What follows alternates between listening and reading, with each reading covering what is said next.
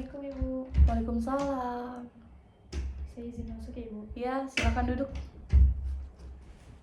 Maaf ya Ibu, mengganggu waktunya Ibu. Nggak apa-apa loh. Eh, Nama kamu siapa? Nama saya Hilda Ibu.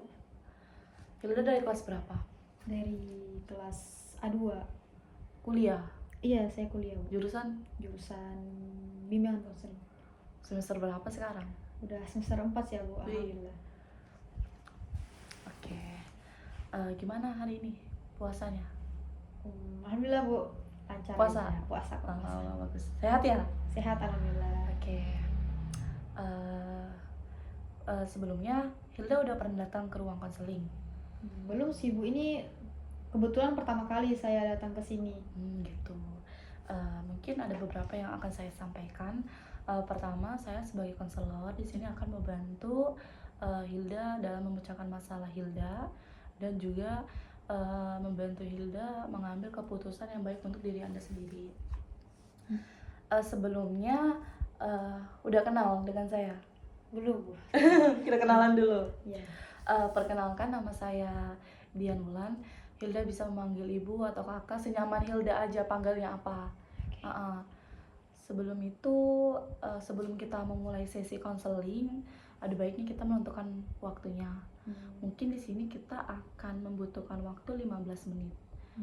Apakah Hilda setuju? Iya Bu, saya setuju. Setuju? Iya, setuju. Oke, baik. Kira-kira Hilda datang ke ruang konseling dengan permasalahan apa?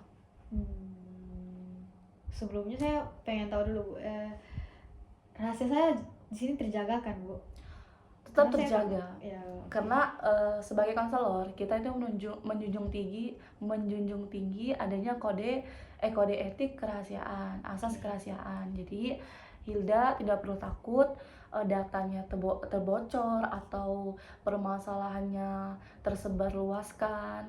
Jadi kamu nggak perlu takut. Jadi kamu bisa menceritakan sebebas mungkin kamu permasalahan kamu itu apa.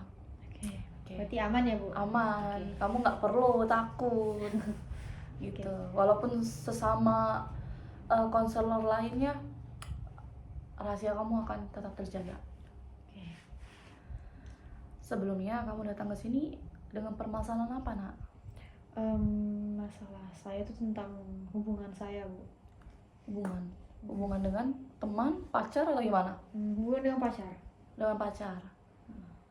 Kamu pacaran udah berapa tahun? Udah 5 tahun sih Bu, udah lumayan. Lama ya? Iya, lumayan lama. Jadi apa yang kamu rasakan sekarang? Masalah kamu apa? Gimana ya Bu? Kita udah pacaran 5 tahun. Ya, kamu udah pacaran 5 tahun. Terus kayak semakin kesini tuh dia semakin toksik. Hubungan kami tuh semakin gak sehat. Toksiknya itu gimana? Contohnya dia kadang udah berani mukul. Udah mukul? Iya, udah berani mukul kadang-kadang. Terus lebih ke yang sering tuh kata kasar sih Bu. Kayak ngata-ngatain aku. Kata-kata yang seharusnya gak pantas dikeluarkan untuk cewek gitu loh. Itu dalam kondisi seperti apa dia berkata kasar atau? Dia tuh sering ngomong gitu kalau misalnya dia lagi bad mood. Pasti dia lampiasannya ke aku. Terus kalau misalnya lagi marah dengan hal sepele, pasti dia juga marah banget sampai ngata-ngatain gitu. Pokoknya yang seharusnya nggak usah dimarah-marahin, dia marah-marah gitu.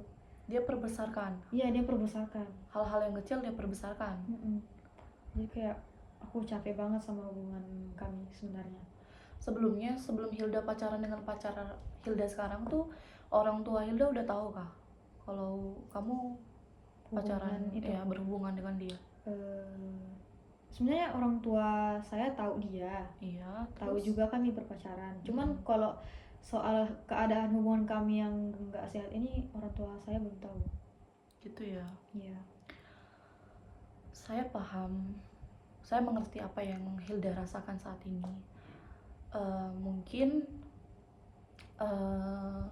ada baiknya kalian komunikasikan dulu berdua. Ada apa? Kenapa pacar kamu tuh bisa marah-marah? Mungkin akhir-akhir ini sering marah-marah nggak jelas ya sama kamu.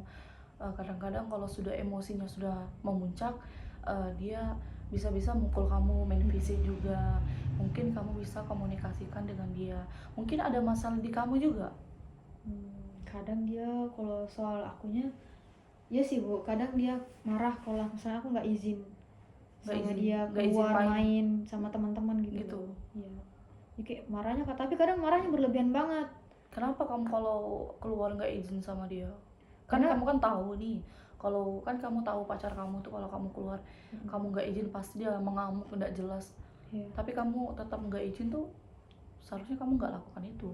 Iya, Untuk seharusnya. memperkecil apa ya, permasalahan, perkelahian gitu loh. Iya, seharusnya sih saya harus izin sih Bu, sebenarnya. Mm-mm. Tapi walaupun saya izin, kalau misalnya nggak diizinin juga, kayak percuma nggak sih Bu?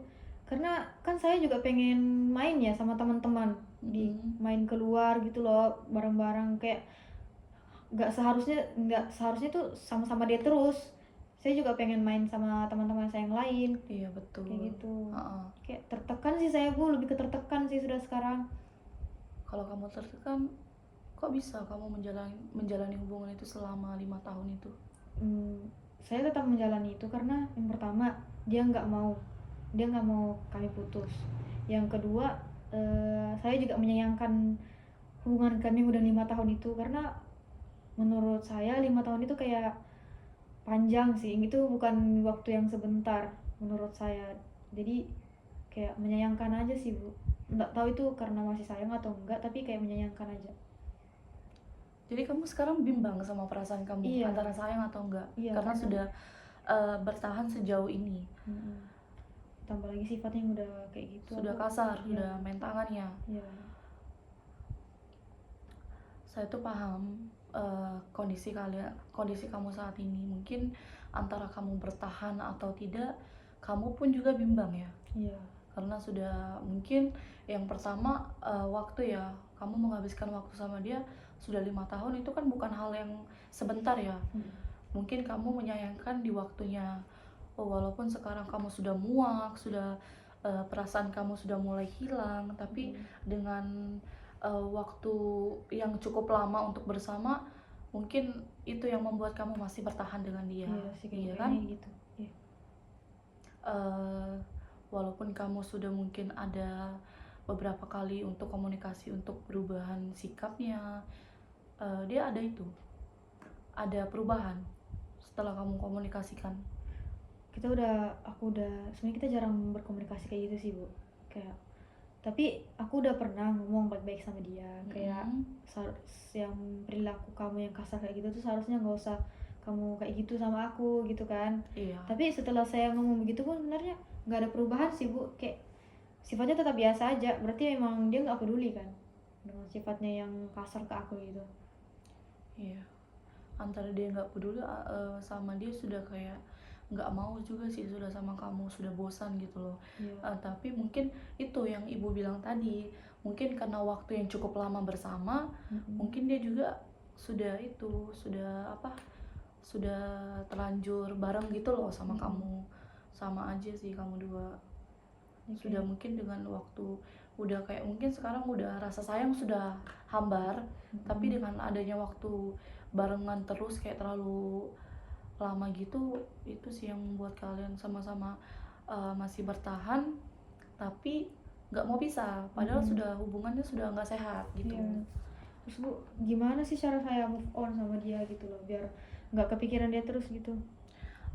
Yang pertama mungkin kamu bisa ya berkomunikasi dengan dia. Ini hubungan arahnya mau kemana? Kalau memang dia mau berubah jadi lebih baik atau masih mau bersama kamu, mungkin kalian bisa berkomunikasikan antara dua arah. Nggak yang berubah itu nggak harus dia juga, kamu juga yang harus berubah gitu loh. Tapi kalau sudah dua orang ini, antara kamu dan dia sudah nggak bisa berkomunikasi dengan baik, jalan satu-satunya itu cuma pisah. Dengan kamu pisah, dengan kamu merelakan waktu kamu yang 5 tahun itu, yang lama itu, ya udah kamu akhiri aja kalau sudah nggak bisa dipertahankan, kalau sudah nggak bisa dikomunikasikan gitu loh. Mungkin gimana cara saya, karena kan kayak mungkin bisa cara mengakhirinya, cuman kalau misalnya pasti nggak gampang tuh loh move on ya Bu, kayak susah. Mungkin mungkin move on itu betul untuk kebanyakan remaja itu susah ya, apalagi kalian sudah apa ya, sudah 5 tahun bersama tuh kan. Heeh, itu sangat sulit. Tapi nggak ada salahnya kamu mencoba keluar dari zona nyaman itu. Kamu keluar dari zona-zona itu. Mungkin kamu mencoba hal-hal baru. Dengan kamu mencoba hal-hal positif yang bisa merubah gairah hidup kamu lagi, nggak berfokus ke dia aja. Mungkin kamu bisa main bareng teman kamu, mungkin kayak keluar lagi shopping atau gimana, makan makanan yang enak, olahraga, atau mungkin kamu bisa mengikuti organisasi. Nah, supaya kamu tuh pikiran kamu nggak berfokus ke dia saja gitu. Mungkin kamu bisa mencoba hal-hal yang bagus, lebih gitu. menyibukkan diri Iya ya. betul, kamu lebih bisa menyibukkan diri sendiri. Apa ya, kejarlah hal-hal yang positif gitu, nah supaya dapat yang baik-baik juga. Mungkin kamu move on dari dia tuh lama, tapi dengan adanya kamu menyibukkan diri, mungkin mengejar hal-hal yang positif, itu kamu bisa lepas kok dari dia gitu loh. Berarti cara Iya. biar move on sama dia harus sibukkan diri ya Bu, biar nggak Iya. terlalu mikirin dia ya. Tuh. Tapi tergantung dari kamu lagi. Seperti ibu bilang tadi, kalau kamu memang mau sudah muak sama dia, udah nggak bisa bertahan dengan si laki-laki itu, kamu bisa berkomunikasikan sama dia. Ini arahnya hubungan ini kayak mana, bagusnya ini kayak mana gitu. Nah sehingga kalaupun si laki-laki bisa diajak komunikasi, mungkin hubungan kalian bisa diperbaiki. Tapi kalau si laki-laki tidak bisa diajak komunikasi, jalan satu-satunya akhiri hubungan gitu Bu.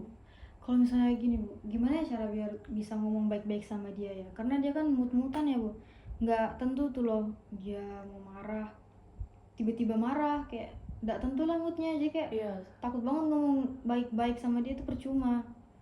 Jadi gimana tuh Bu ngomong baik-baiknya, apakah aku harus mengajak dia kemana biar dia bagus gitu? mungkin untuk beberapa waktu kamu bisa menjaga jarak untuk dengan dia dulu, memberikan ruang sendiri dulu untuk kamu, untuk kamu berpikir ini kayak mana. Nah, kalau sudah kamu matang dengan apa yang kamu pikirkan, kamu bisa ketemu dia. Kamu bisa ketemu dia. Jadi kasih dia ruang dulu ya untuk Iya. Antara dia sama kamu juga harus dikasih ruang supaya bisa berpikir. Habis itu baru bisa komunikasikan. Ini arahnya mau kemana? Kalau memang sudah nggak bisa diubah, sudah lebih baik akhiri. ya. Iya. Makasih loh Bu udah nasihatin. Kayaknya setelah dari ini saya rasa udah agak plong sih otak saya udah cerita sama Ibu. Kayak terima kasih juga buat Ibu udah mau dengar cerita saya. Iya, nggak apa-apa. Kamu kalau ada masalah lagi bisa lo datang ke sini lagi. Ya, kalau misalnya ada perubahan dari nasihat Ibu, Iya betul. kedepannya atau saran-saran Ibu, aku nanti datang ke sini lagi. Jadi kamu harus semangat ya. Ya. Walaupun nanti kamu putus sama dia, kamu nggak usah terlalu murung gitu loh. Mungkin kamu mungkin kamu bisa melakukan hal-hal yang positif lagi. Seperti yang ibu bilang tadi, kamu bisa mencoba hal-hal baru sama teman-teman kamu, mencoba berolahraga kah, atau jalan-jalan ke tempat yang bagus. Kayaknya aku harus coba hobi-hobi aja kali. Iya sih. Biar lebih. Kalau kamu suka menggambar, kamu bisa mencoba hobi itu. Mengikuti organisasi juga bisa kok. Intinya kamu menyibukkan diri dalam hal-hal yang positif.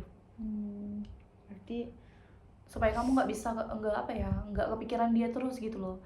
Karena untuk move on dari hubungan yang 5 tahun itu butuh beberapa waktu gitu loh. Tapi dengan kamu mencoba hal-hal yang positif, itu bisa mengurangi dampak kesedihan kamu. Eh, kayaknya saya harus keluar lagi deh, Bu. Kayaknya harus mau ke satu tempat lagi. Baik, kalau gitu kita akhiri konseling kita hari ini. Semoga apa yang saya berikan kepada Hilda bisa bermanfaat ya, Hil. Mungkin kamu bisa